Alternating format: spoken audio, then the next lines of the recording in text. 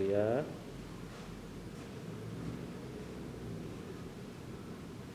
Oke, 1, 2, 3.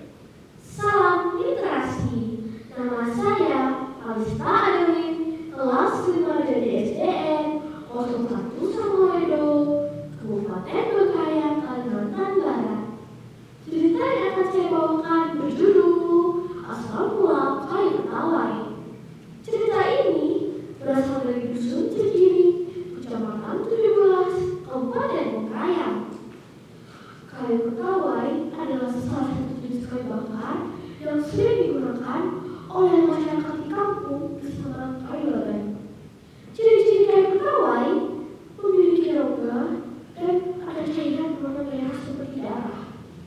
Menurut dongeng, kayu ketawai merupakan perwujudan dari seorang ibu bersama bayinya yang kecewa tingkah dua anaknya yang nakal dan malas.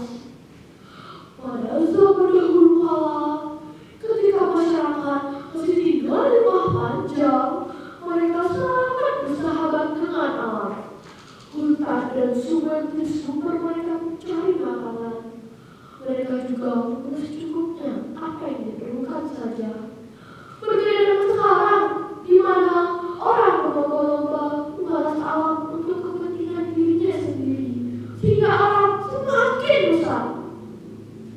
Ketika musim tanam padi tiba, biasanya orang zaman dahulu akan menyerang ladang-ladang karena jarak yang cukupnya untuk rumah panjang. Disinilah kisah kita akan bermula. Jauh dari rumah panjang di kampung, di tengah perang ladang dan hutan yang lebat dan hijau, hiduplah seorang ibu bersama ketiga anaknya di pondok ladang.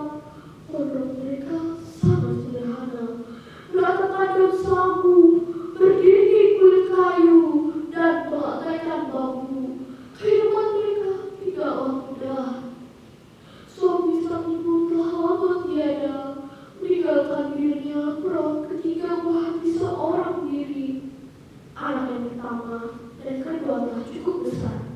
Usia mereka pun sudah cukup kuat untuk membantu di ladang. Namun, karena terbiasa dimanjakan sejak sang ibu masih ada, akhirnya hati mereka keras dan penuh kemalasan. Mereka lebih suka pulang ke kampung untuk menghabiskan hari bermeditasi, berbaring di pondok, atau berteduh di panas. Sementara sang ibu membawa barang di dalam ladang sambil membawa si musuh yang masih bayi dalam gendongan. Setiap pagi sebelum matahari naik tinggi, sang ibu menyiapkan air minum dan makanan seadanya. Dengan langkah pelan, ia selalu berpesan, "Nah, tolong bantu ibu. Hari ini masih mengurus anak kita, mengumpulkan kayu bakar untuk memasak nanti. Kalau bukan kita, siapa lagi?" Anak pertama menjawab dengan malas, Iya bu, nanti dulu akan bicara lagi." Anak kedua menyukai dengan cengisan, "Kalian itu kan gak bakal kabur. Lagian kayu bakar bisa jadi sore-sore. Santai aja bu." Ibu buka napas. Menurut mereka adalah kamu tetap sabar. Kalau bukan kalian yang bantu, siapa lagi? Ibu ini bukan buat terus, tapi ya sudah, ibu pergi dulu. Begitu ibunya pergi dan tak terlihat, anak pertama langsung tertawa. Ho, cewek tenang si ibu tuh, nyuruh-nyuruh, aku sih ambil kasih. Anak kedua menambahkan sambil melempar rebutan kasih.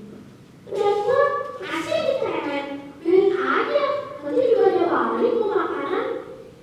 Sementara itu, di hutan sang ibu bekerja keras, berdoa untuk mempersiapkan ladang, mencari makanan, mengumpul air di sungai.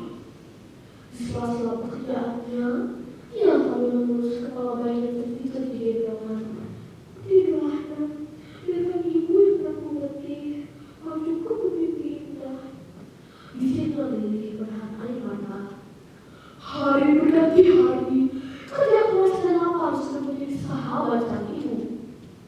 Ia tak pernah mengeluh, bahkan ketika tubuhnya lelah diri demi anak-anaknya. Suatu siang, setelah melelahkan bekerja di ladang, sang burung tumbuh gemetar karena lapar. Di pondok, ia melihat anaknya dengan sadar, asik bergasing. Nah, kain belum juga bukan kain bakar. Dari pagi ibu ladang, hari ini tangan ibu berdua duri. Ucap ibu. Anak pertama melihat dengan capek bu, masih panas nih. Lagian buat apa sih buru-buru? Anak kedua tertawa. Iya bu, nanti aja kayaknya, gampang itu. Dengan sabar ibu masuk dan mulai memasak nasi dari sisa beras. Sambil menunggu, ia menggendong bagian mulai merengek. Sabar ya sayang, sebentar lagi kita makan.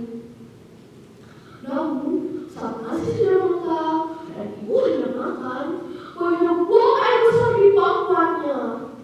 Dengan sigap, ia membersihkan sampah di sungai. Sabar ya sayang, biarkan ibu membersihkan kamu. Setelah ini kita makan bersama, ucap Lili. Ketika ayah kembali, piring terpenuh kini telah kosong. Anakku, di mana makan tadi ibu siapkan? Apakah kalian tidak memisahkan untuk adikmu atau untuk ibu? Anak pertama sadar santai. Kami kok lapar bu, siapa suruh dari sungai? Anak kedua menjelaskannya. Nasinya enak bu, kami kok lapar. Adik kan mau bisa makan nasi, kenapa bisa kan?